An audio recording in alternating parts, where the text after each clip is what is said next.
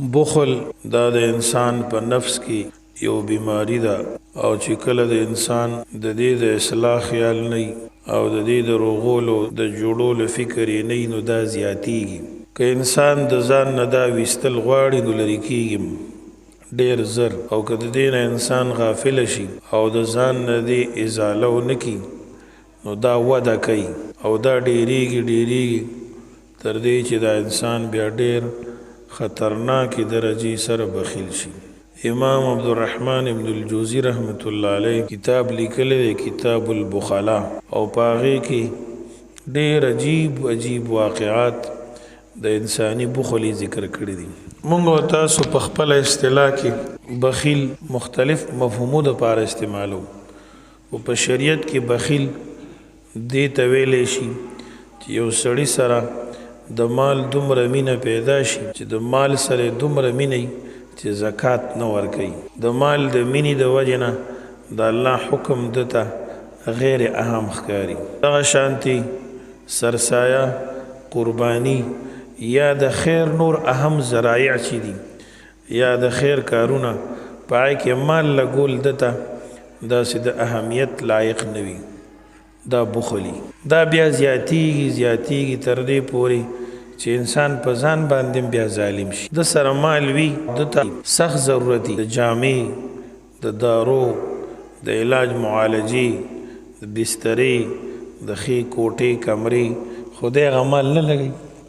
په خپل ځان هم نه لګوي. نو دا دومره درجه کې بیماري شي چې انسان هسې هغه لوټونو ته، اسرو سپینو ته، اګاړو ته، خاورې ځمکې ته خوشحالي او خپل ځان خوري، ځان ضایع کوي، ځان خواري، ځان تکلیفونو ته ورکوي او هسې جمع کوي. په دې وجه الله او رسول مونږ د دې خوی نه منې کوي او په دې کې چې منع شي انسان دا د دپاره ګټه ده. د احادیثو په کتابونو کې روایت راځي ترمذي شریف کې خصلتان لا تجتمعان فی مؤمن البخل وسوء الخلق. دوه خویونه دي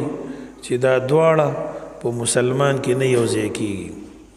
کامل مؤمن د دې بیمارونه بچي. یو بخل دی او بل بد اخلاقی دی. بخل خود یو پیژنه، بد اخلاقی دی ته وایي چې یو سړی ظلم کوي، فتنه خوروي، نورو خلکو ته ضرر رسوي په خوله باندې یا په لاس باندې او دغه طریقه اختیاروي چې دنه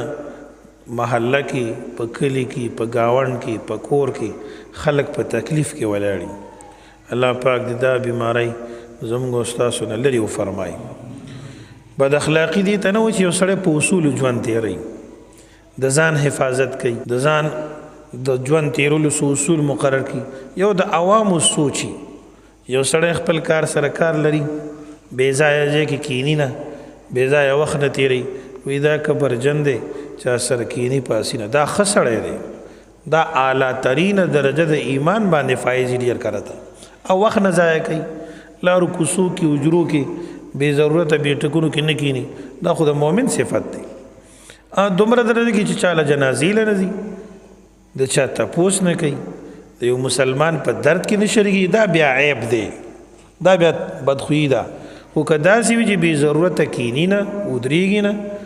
بې ځایه ځای کې کیني نه، اخوا دېخوا وخت نه ضایع کوي، نو دا خو ښه صفت دی. الله پاک فرمایي والذین هم عن اللغو معرضون. مؤمنان به د فضول کارونو نه، فضولو خبرو نه مخ اړوي. الله پاک دې دا صفت مونږ کې پیدا کړي. دا خو لایاني پرېښودل دي، دا ښه شی دی. د رسول الله صلی الله علیه وسلم ارشاد دی لا یجتمع الشح والایمان فی قلب عبد ابدا. نه جمع کېږي بخل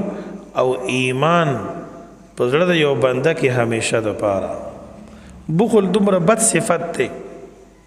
شومتوب او بخیلی دومره بد خوی دی چې د ایمان سره منافی دی. د رسول الله صلی الله علیه وسلم دعا ده مسلم شریف کې راغلی ده، دا شانتی سنن نسائی کې راغلی ده، مسند احمد کې مشته دی. رسول الله صلی الله علیه وسلم فرمایي اللهم انی اعوذ بک من الجبن والبخل. یا الله بزدلی نه مې وساتي او یا الله د بخل نه مې وساتي. یا الله په تا سره پناه نیسم چې زه بزدله شم. بزدل دې ته وایي چې د اسلام بې عزتي کېږي او دې څه نشي ویلی، څه نه وایي. د د بې عزتي کېږي د حیا اخیستلی کېږي او دی ورته څه نه وایي نو دا بزدلي ده دا ښه صفت نه دی د خپل وس مطابق به د ظالم مخې ته ودرېږي او چاته دا اجازت به نه ورکړي چې ستا عزت ته لاس واچوي ستا مال ته یا ستا حق ته لاس واچوي که دلته ته خاموشي کې نو دا ښه صفت نه دی هر سړی چې خاموش شي د سره خو ظالمانو ته لاره کولوي دا ښه خوی نه دی البته د خپل وس مطابق د ظالم او د ظلم مخالفت کول دا د ایمان تقاضا ده ځکه د الله پیغمبر فرمایي یا الله زه په تا سره پناه نیسم د بزدلۍ نه چې زه دومره یریدونکی شمه چې د ظالم جواب نشم کولی کم از کم په خوله ورته څه نشم ویلی او یا الله پناه نیسم په تا سره د بخل نه الله پاک دې موږ تاسو د بخل نه وساتي رسول الله صلی الله علیه وسلم یو ځل بنو سلمه ته وفرمیل چې ستاسو مشر څوک دی وی زمونږ مشر جد ابن قیس دی سره دی نه چې مونږ ته هغه ډېر بخیل ښکاري خو نور زمونږ مشر دی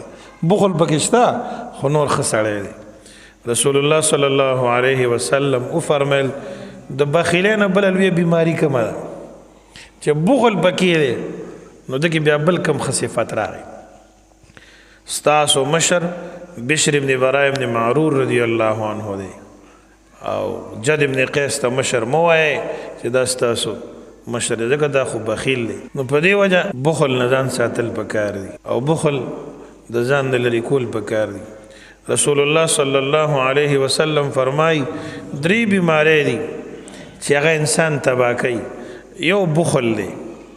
چې دومره زیات چې سړی دی بخل پسې روان شي او دویم خواهشات چې سړی تابعداري شروع کی او دریم چې یو سړی خپل خبرې ته ټیک وي او د بل چا ټیک خبرې ته غوږ نه ږدي چې زه که به خبره کوم به دا به ټیکي اگر چې ما به ځان نه کړي د کتاب نه ده خپل سوچ والا خبره ده او بس همدا ټیک ده بل طرف ته د کتاب خبره ده د شریعت خبره ده یا د یو مشر سړي خبره ده نو هغې ته څوک غوږ نه ږدي دا د انسان د تباهۍ ذریعه ګرځي الله پاک جل جلاله دې موږ تاسو د بخل نه او د ټولو روحاني امراضو نه وساتي سلمان فارسی رضی الله تعالی عنه فرمایي کله چې یو سخي انسان وفات شي نو دا ځمکه وی او دا فرشتي چې د سره کمې وي د اعمالو لیکونکي چې یا الله دې وبخي ځمکه ورته دعاګانې کوي دا سخي انسانو سخای کوله په برکت د سخا د ته بخنه وکړي او کله چې بخیل مړ شي دا ځمکه وی او دغه فرشتي وي چې کومې د اعمالو لیکونکي وي یا الله دې د جنت نه محرومه کړي یا الله دې د جنت نه لرې کړي داسې لرې کړي لکه څنګه چې د سره کم مالو او د خلکو نه لرې کړی و د چا په خیر کې نه لګولو د ځان په خیر کې نه لګولو د دین په لاره کې نه لګولو دې وجې نه هوښیاران وایي کم سړی چې بخیل شو د مال به د دشمن ته پاتې کېږي په خپل یې مونه خوري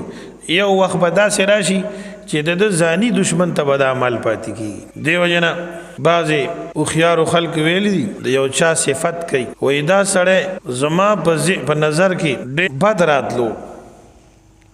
خو لیکن کله چې ما وکته د په نظر کې دنیا ډېره بده وه نو دا زما په نظر کې ډېر اوچت ښکاره شو چې د په نظر کې دنیا کمزورې شو دا یو صفت چې ما د وکتو نو دا ما تلوي سړی ښکاره شو او د یو بل چا په باره کې ویلی دي مذمت یې کو د یو اعرابي وایي دا ډېر ښه سړی دی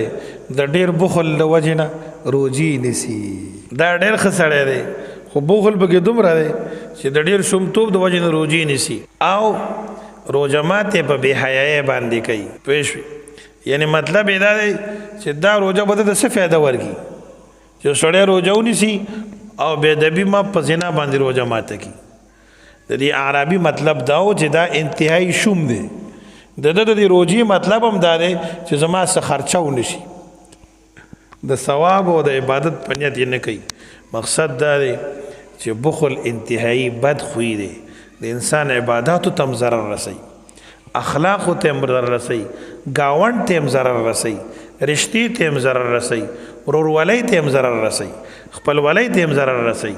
او دارنګي دین تم ضرر رسی الله کریم دې موږ د دې بیمارونو وساتي عبدالله بن عباس رضی الله عنهما فرمای وی یو سړی حاجب نومیو او ډیر مشهور سړی او په عربو کې ډیر نوم داغه خو انتهایی بخیلو انتهایی شومو دومره لویه بخیلی پکې وه چې د شپې باغه اور نه بلولو چې اسې نه چې دا رڼا دي ګاونډیانو ته ورشي او دوی ته فایده وایلي ځکه بجلیان خو هغه وخت کې نه وي نو انتهایی بخل د وجې نه به اور نه بلولو چې اسې نه چې دا رڼا د چا ته ورشي او هغه ته پې لاره ښکاره شي نو کله به چې اور ته ضرورت شو نو زر به بل کو او کله به چې خپل ضرورت پوره کو او او به قتل چې څوک روان دي او د رڼا ته ګوري نو زر زر به هغه اور مړ کړ حالانکه دې ته دې باندې څه نقصان رسېده خو دا بیماري ده بیا موسی خان روحاني البازي رحمت الله علیه لیکلی دي چې په دنیا کې یو سخي تیر شوی دی حاتم طایی رحمت الله علیه د نبی علیه الصلاة والسلام نه مخکې تیر شوی دی دومره لوی سخي چې دوست و دشمن ټول د هغه د سخا قایل وو موسی خان روحاني البازي رحمت الله علیه لیکلی دي چې زه د د سخا نه معلوموم چې دا مسلمانو وی دا په ټوله دنیا کې عالمي سخي تیر شوی دی وی د دې مقابله کې یو عالمي بخیل هم تیر شوی دی بیا د دواړو قصې کړي دي د دې شوم هم ډېرې قصې کړي دي د سخي هم کړي دي د سخي خو مې اتاو کې د شوم به ته یو کیسه وکړم وی دا دومره لوی بخیل چې یو ځل په ځنګل کې را روانو په اوښه ناستو یو قدرتي چینه صحیح کړله چې ډېرې خشته اوبه ترې را روانې دي د زر راکوش شو هغه اوبې وڅکلې یخ هم وي خوږې هم وي د ځان هم موړ کو پتکې هم ته ډک کو بیا خوا دې خو یو غټه لوټه وکتله د چیني لی په خوله کې خو د لتې ورکولې چې بنده شي چې نور څوک دا اوبه ونڅکي چې بل چاته فایده ونه رسېږي دا بیماري ده قدرتي شی خدایي شی د ده په خرچه نه د ده په پټي کې نه د ده په پوله نه د ده په حدودو کې نه خدایي ځای کې خودراو ځای کې الله پیدا کړی شی دا هلاکت نه دی اوس چې دا چینه بند نه شي دې سړي ته به څومره تکلیف وي په ده به څومره زور تېرېږي دی به ویلي کېږي خوارېږي به دله به خوب نه ورځي ده به آرام نه ورځي دا د انسان تباهي ده دا د انسان هلاکت دی الله کریم دې موږ تاسو دې باطینی امراضونه جسمانی امراضونه وساتي دا سخي شي حاتم طایی رحمت الله علیه نو د ده عجیبه سخا وه د باول دسترخوان خور کو چې څوک به رالل پیژنګلو دوست رشتہ دار دا شي نه نو دسترخوان به خور او د به غویا نه لالول او ګډان او چیلي به لالول هر چاته استبلی لوی خورو پکې تړلو دا روټه به په خوړله چې روټه دسترخوان به ټول شو بل دسترخوان به خور کو پای کې به ډبلې روپیا واچولې چې سونا لیوالی زی یو کسبم بغیر د غوښې د دنه نتلو دې د پاره د په اخور کې بلا ساروي ساتلیو علالول به د الله په نوم باندې به خلکو باندې خوراکونه کوي په کلو خلک به ملمانه کېدل دو درې نه او سارو مخام ټیم معلوم نو داغه کار داو بس بعض صوفیان وی کنه زمون آمدن صدقات دا الله په نوم ورکړه کو الله پاک یې مونږ ته راکوي بخاري شریف کې روایت ده الله پاک فرمایي اے د آدم علیه السلام زویه تی زما په نوم لګوه زه به در کوم نن زمونږ یقین دومره کمزوری دی د الله په وعده باندې یقین کمزوری دی موږ تاسو دا سوچ جوړو چې بخل کوو جمع کوو نو دا به ډېر شي آداب هم پکار شي بل ورځ داسې لویه مسله جوړه شي لوی آفت پیدا شي الله دې هر مسلمانو ساتي پای کې ځای شي یا پیغل راشي زما یو ډېر ښه ملګری و ما سره به کېناستو او زمیندار لکه ځان چې والي ماسخوتن ناوخته پورې به ما سره ناستو خو ډېر لوی بخیل و نو یوه ورځ راغی جړلې او تیلی یې راوویسته د شپې 10 بجې وي جمع ما چې دا سر وړه مال موږ ته خو ځان یادي که نه چې یو دوی نه ګېړی و د پیسو دا هغه وخت کې دا 5000 نه و نو زرګیز لوټونه و مګه پکې داسې وتې راوتې وه دوه ځایه کې ما ته یې استاد د ګنو 3 ټالۍ مې تللې وي او ډېر خوشحاله وم دا پیسې مې هلته ایښې وې چته کې دا مګه ظالمه راغلې ده خوړلې دي ما ته عشر ورکړی وی دا خو درته ویمه که نه چې تېره جمعه د عشر مسلې ګوري ما استاد ته وګوره زموږ پې خپه ماته شوه کلبه کوه او دا کوه دی وی عشر ورکه ویړه کې مې دا ویلي چې ته وی عشر ورکه په بخوارم بل ځان ستړی شو په ټوټو راوړلو بل ځان ستړی شو په ډیرانو چلولو او پاړ په شکال کې په تللو او دی وشر ورکوي ځکه ان کې دا چې ته دا ویم چې تا ګوډ نه دی کړی ځکه داسې لنډو کې خبرې کې ویا سه مې ذهن کې نن مې سب پیسو د پکار ضرورت خدای خبر چې داستا تقریر نه مخې خوړلې او کورسته خوړلې نو ډېر زیات یو جړل ماته ګورا دا چې تا د الله په نوم ورکړې دا سکیورټي وا دا حفاظت او غاړه دې خلاصه وا خدا الله پاک بنور در کې ان شاء الله مې بینک کې نه لوي بینک ته مې موړې بینک کې نه لې بخل ډېر بد خوې الله مو دې وساتي یو ځل مروان ابن ابي حفصه خاطر حاتم طيب سے قصه مې ته کوله حاتم طيب سے رحمت الله علیه بارک یو بادشاہ ته چاوي چې ډېر زیات سخی دی هغه وته وی ګوره دومره سخی بنئ وی ډېر زیات سخی دی خو یو استه هغه چاله نو ورګي غیر ډېر خوښ دی نور چې ست یو غواړي مکوه پکې نشته نه پکې نشته هغه بادشاہ وی هغه سخی وی زه به سخا الو منم چې دا اسماله دی راکی نو سخ باران او جمع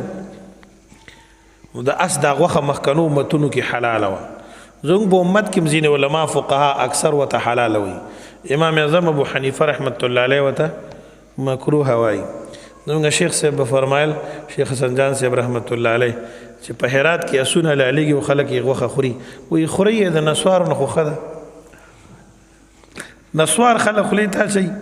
نسوار نه خو د از غوخه خده پاکه خده خو امام صاحب رحمت الله علیه فرمای چې د اس چې د جهاد اعلی دا غوخه لګي خو نه دي او اس ته ضرورت راځي د اسلام او د وطن د خدمت لپاره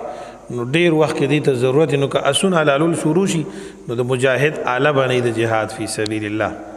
دی وجنه می حلال وي برحال نو اس پاک دی خجی علامه علوسی احناف کې شیخ عبد الحق دهلوی په احناف کې د حلت قائلین نو ډیر خلک دا نور مذهبونه د ټول حلال وي حرام نه دی مکروه دی زموږ په مذهب کې علا کل حال نو دا اس د چاله نه ورکو نو دا بادشاہ میلمه شو سخت یخنی و جمع و بارانو د پس خادم راغو د غلام چې سیبا